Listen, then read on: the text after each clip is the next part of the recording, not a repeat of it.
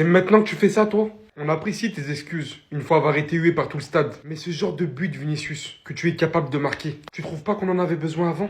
Est-ce que vous comprenez maintenant pourquoi il faut pousser ce mec et arrêter de se trouver des excuses? Qui prend le ballon là de sa position, qui prend cette initiative de tirer, envoyer un pétard, pleine gueule d'Alaves. Aujourd'hui, je vous demande comment il a réussi à faire ça, alors que Mbappé est sur le terrain. Bah, moi, on me dit qu'il n'arrive pas à performer parce que Mbappé est sur le terrain. Que Mbappé le bride. C'est ce qu'on me répète. Vinicius, c'est ça la base. Vinicius, il prend le ballon, il élimine un, deux joueurs. S'il élimine pas, il t'envoie des pétards comme contre Liverpool en Ligue des Champions. Aujourd'hui contre Alaves, il n'a pas besoin de qui que ce soit pour performer. Beaucoup se sont cachés derrière des prétextes de merde pour justifier la baisse de niveau de Vinicius qui peut arriver absolument à tout joueur. Bien que ça commence à durer pour Vinicius. Mais mis à part ça, on le sait tous. Que si Vinicius recommence à performer ainsi, recommence à être l'élite destructeur sur son côté, oui, là on sait tous que personne ne pourra l'arrêter. Mais en attendant, on attend. Les gars, encore une saison où Kylian Mbappé a plus marqué de buts qu'il n'a fait de matchs. Là, on arrive bientôt au mois de mai, on est bientôt en fin de saison. Qu'est-ce que vous pensez de sa saison? Qu'est-ce que vous pensez de la saison de Kylian Mbappé? Parce que sur ce joueur, on entend tellement de choses, on pense tellement de choses. Est-ce que c'est le problème du Real Madrid sans être le problème? Parce que, je vous jure, ce dossier, il est trop compliqué. Quand il est pas là, l'équipe, elle joue mieux.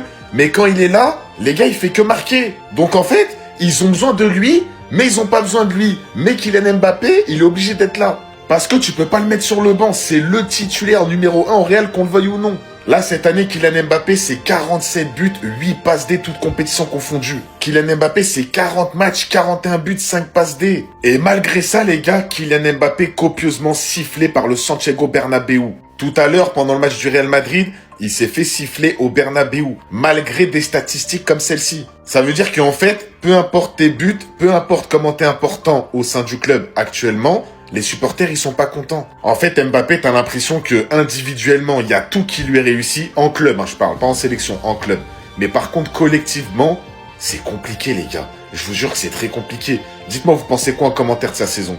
Vini qui vient de demander pardon au Bernabéu après son match fantôme face au Bayern. Et pourtant on a tenté de nous faire croire que sa prestation elle a été bonne. De l'autre côté encore une fois Kylian qui va aller chercher son Pichichi pendant que Madrid va réaliser à nouveau une saison blanche. Mais avant de continuer la vidéo, si tu quitteras jamais le train Madrid, n'hésite pas à t'abonner, c'est reparti. Le but que Vini nous a mis ce soir, je savais même plus qu'il en était capable. En dehors de la surface de réparation, ça fait des années qu'on l'a pas vu faire ça. Il a énormément tenté de percuter ce soir, mais sa première mi-temps elle est à oublier. Kylian de son côté qui ce soir nous a proposé un match de gala. Ça fait passer le ballon par-dessus le défenseur pour les caméras. Un but assez chancé ce soir qui va lui permettre de nous ramener le seul trophée de la saison. 47 buts cette saison, mais encore une fois le résultat il est le même à la fin du film. Encore une fois des exploits individuels pour venir sauver Arbeloa, parce que la vérité c'est qu'on met 2 buts en dehors de la surface et je me demande si à la baisse ils ont pas eu plus d'occasions que nous ce soir. Au final on galère encore une fois au Bernabéu. Une victoire à domicile avec un seul but d'écart. On peut clairement commencer à se demander si ce Classico au Camp Nou on doit vraiment aller le jouer. En attendant le résultat de Barcelone demain, c'était votre gars Silas pour un nouveau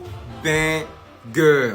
Il y en a au moins un qui a compris la situation. Parce que là, après cette victoire face à Alaves, j'espère que vous attendez pas à ce qu'on se réjouisse. La saison est déjà terminée. Au moment où on attendait des victoires de vous, vous nous avez rien donné. Pendant tout un mois, vous nous avez rien donné. C'est là maintenant, vous venez battre le 17e de Liga. Carrément, ils se battent même pour leur survie. Et le plus triste dans tout ça, c'est que malgré la victoire, j'ai pas vu un Real Madrid qui avait que la Liga à aller chercher. Et étant donné qu'on avait certains joueurs qui jouaient avec une insouciance, mais laisse tomber. Kylian Mbappé qui te faisait des skills. Ça ratait des occasions franches. On a Militao qui sort de blessure alors que le gars vient juste de revenir. Lui aussi, je l'aime bien, mais il n'est pas fiable. Là, en le voyant, vous allez croire que c'est quelqu'un qui l'a blessé alors que pas du tout. Le gars l'a juste tiré, il s'est blessé. Juste avec une frappe, il s'est blessé tout seul. Cependant, malgré tout, faut quand même reconnaître que le Real Madrid a su gérer Alaves sans trop forcer. Alaves en début de match avait l'air bien en place défensivement. Et grâce à un Arda Güler qui aujourd'hui a sorti une top performance, à la 30e minute, il fait une passe à Kylian Mbappé. Et là, on a Kylian qui se débat sur la balle. Devant la surface, il tente sa chance. Le ballon est contré, but. Un but avec plein de réussite, certes, mais il fallait quand même la tenter. Alaves de leur côté ont eu plusieurs occasions qui sont très mal exploitées, comme celle-là par exemple. Et avant même la fin de la première mi-temps, il y a eu un double arrêt de Loulin.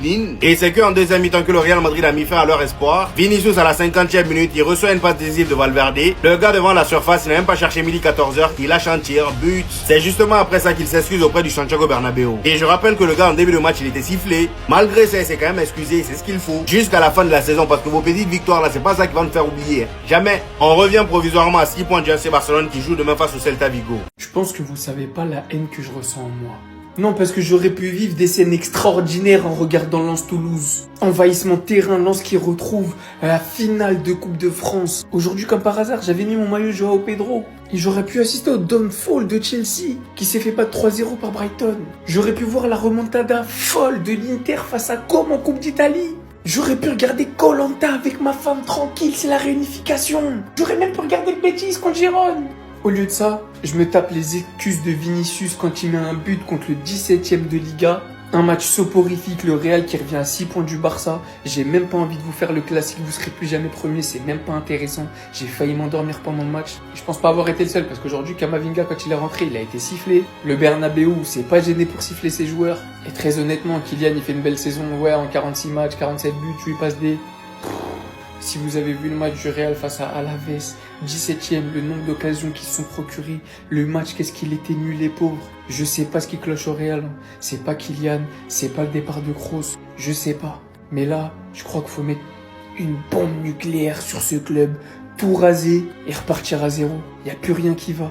Et j'espère pour le frérot, Sébastien Hones, qui va rester à Stuttgart bien au chaud. Là-bas, il fait des vrais travaux, qui reste là-bas. Mais finalement, Madrid, vous avez pas fait de saison blanche. Petit d'honneur pour la Youth League. Franchement, félicitations le Real. Ma vraie question, c'est au Classico. Est-ce que vous allez nous faire la haie d'honneur? Vous allez nous la faire ou pas? Vous avez plus d'excuses. Vous l'avez fait pour vos petits. Maintenant, faut le faire pour vos grands frères. Au Classico. Après avoir mangé votre gifle.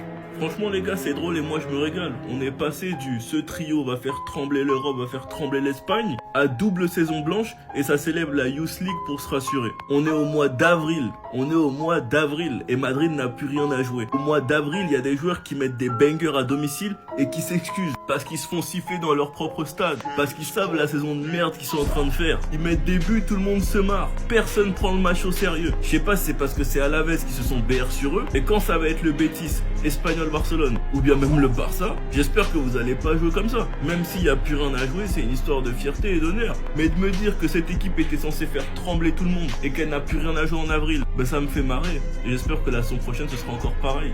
Sinon vous les gars, vous en pensez quoi? Ramenez-vous sur 5% en une.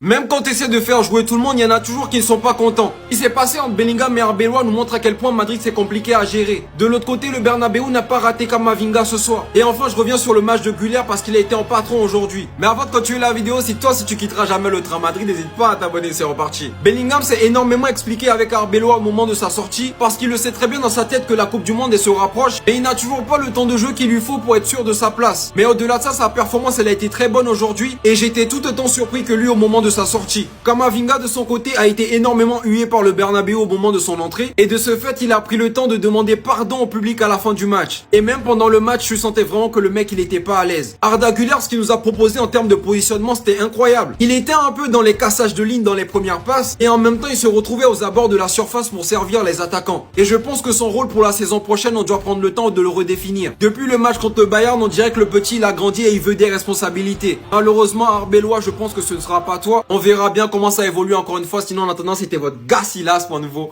banger. Mais vous êtes sérieux là? Ouais, au Real Madrid, ils peuvent pas être forts, il y a trop d'ego, c'est normal de quoi les gars? Regardez le Real Madrid 2017, il y a des légendes de partout. Ça, c'était pas des égos ça? Il y a les meilleurs joueurs du monde limite là-dedans là.